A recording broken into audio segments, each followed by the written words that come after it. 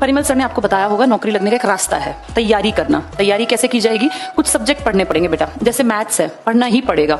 Maths का एक नया सब्जेक्ट जो अब आप देखेंगे, अब तक आपने शायद ना पढ़ा हो, रीजनिंग, तर्क शक्ति जिसे कहते हैं, मेंटल एबिलिटी, इसी का नाम है। एक सब्जेक्ट बेटा लैंग्वेज तैयार करनी पड़ती है, इंग्लिश, और एक हिंदी, और एक आपको GK general knowledge plus current affairs. थोड़ा सा आजकल हर पेपर में कंप्यूटर भी आता है, क्योंकि कंप्यूटर बेसिक नीड बन गई। किसी भी पोस्ट पे आप बैठे हैं, कंप्यूटर से जुड़ा कामकाज आपको आना चाहिए। ये 4-5 चीजें हैं बेटा, इनको आपको करना पड़ेगा। चाहे आपने 10वीं तक ये पढ़ी है, नहीं पढ़ी, कोई फर्क नहीं पड़ता, अब आपको ये सब सीखना पड़ेगा। कंप्यूटर एक ऐसा सब्जेक्ट है, लास्ट के 10-20 दिन भी क्लास लगा लोगे तो जनरल आएगा तो कर दोगे। बहुत टफ तो फिर चाहे साल भर पढ़ो फिर नहीं आना।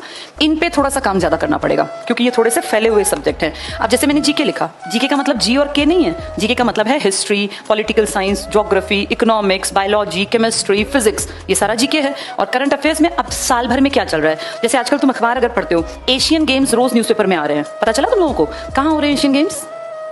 रोज अखबार के फ्रंट पेज पे आ रहा है, अभी तो शुरू है। हमारे अरुणाचल के 3 लोगों को खेलने भी नहीं दिया उन लोगों ने। बताओ कौन, कहाँ हो रहे हैं ये?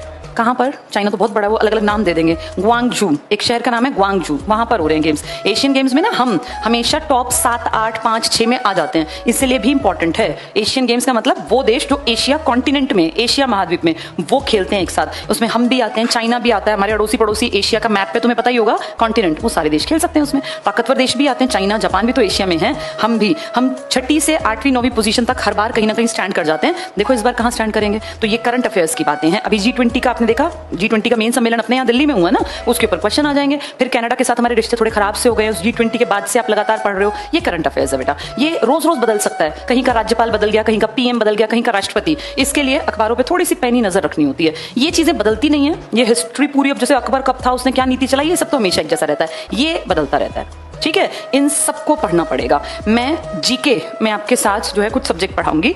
जीके ना बेटा बहुत आसान है, पर समझ के पढ़ें तो आसान है, अदरवाइज जीके बहुत सिरदर्द है। इतनी सारी बातें याद होना बड़ा मुश्किल है, पर अगर कॉन्सेप्ट को समझ लोगे तो आसान है।